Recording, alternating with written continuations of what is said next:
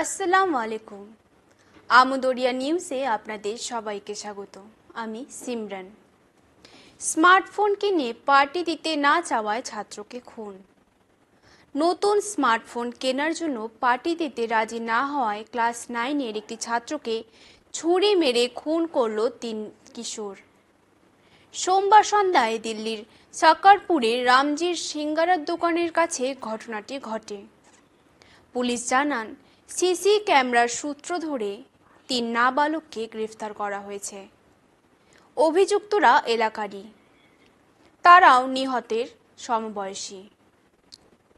ওই দিন সিঙ্গারার দোকানের সামনে রুটিন টহল দেওয়ার সময়ে পুলিশ একটি জায়গায় রক্তের দাগ লক্ষ্য করে এবং তদন্ত চালায়। তারা জানতে পারে একটি ছেলেকে ছুরি দিয়ে কোপানো হয়েছে। ছেলেটিকে নিয়ে যাওয়া হয় LNJP হাসপাতালে। সচিন নামের ছেলেটিকে মৃত ঘোষণা করে হাসপাতাল। পুলিশ জানিয়েছেন, সচিন ও তার এক বন্ধু মোবাইল ফোন কিনে বাড়ি ফেরার সময় 3টি পরিচিত ছেলে তাদের রাস্তায় আটকায়। তারা বলে স্মার্টফোন কেনার জন্য পার্টি দিতে হবে। সচিন রাজি হয়নি। এরপরই সচিনের পিঠে 2বার ছুরি মারে তারা। অস্ত্র উদ্ধার করেছে পুলিশ। পুলিশ আবারও জানায়, এর আগে অগস্টে মহারাষ্ট্রের থানে এলাকায় 15,000 টাকার মোবাইল ফোন হাতিয়ে নিতে 13 বছর বয়সী এক কিশোরকে অপহরণ করে খুন করা হয়। সেখানে 3 জনকে গ্রেফতার করা হয়। দিল্লিতে কিশোরদের অপরাধে জড়িয়ে পড়ার প্রবণতা কেন বাড়ছে তা নিয়ে বিশদে তদন্তের দাবি তুলেছেন বাসিন্দারা। মাহুতকে পিষে মারল হাতি। বাংলাদেশের গোপালগঞ্জের কোটালীপাড়ায় হাতি পিষে মারল মাহুতকে। পুলিশ জানায়, মৃতের নাম নজরুল ইসলাম। তার বাড়ি কুড়িগ্রাম সদর উপজেলার মোগলবাসা গ্রামে। মঙ্গলবার সকাল 9:30টার দিকে ঘটনাটি ঘটে।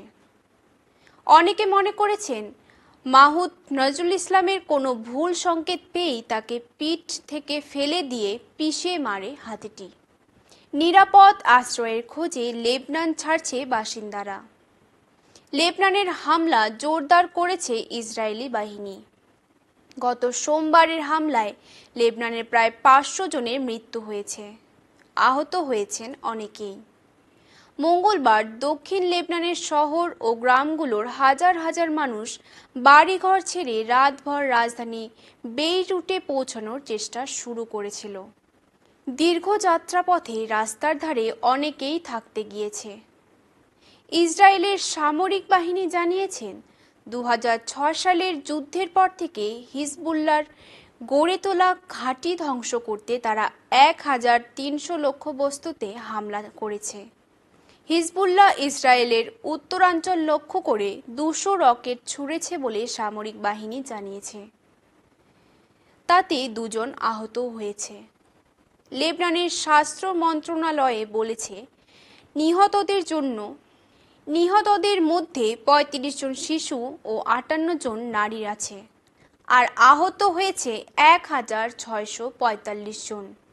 অভিনেত্রীকে ধর্ষণের মামলা, আগাম জামিন পেলেন না অভিনেতা। 2016 সালে এক অভিনেত্রীকে সরকারি হোটেলে নিয়ে গিয়ে ধর্ষণের অভিযোগের মামলায় আগাম জামিন চেয়েও পেলেন না মালায়ালাম অভিনেতা সিদ্দিকী। মঙ্গলবার কেরল হাইকোর্ট তার আগাম জামিনের আবেদন খারিজ করে দিয়েছে।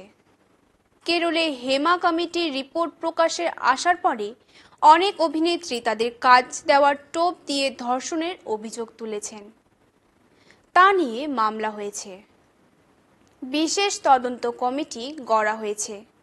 বর্তমানে যারা কাঠগড়ায় রয়েছেন তাদের মধ্যে রয়েছেন অভিনেতা থেকে রাজনৈতিক নেতা হওয়া বিধায়ক মুকেশ মাধবন এবং নিভিন পাওলি, জয়সূর্য, এদাবেলা বাবু, মানিয়ান পিল্লারাজু, পরিচালক রঞ্জিত এবং প্রকাশ ও প্রযোজক ভিচু এবং নোভেল।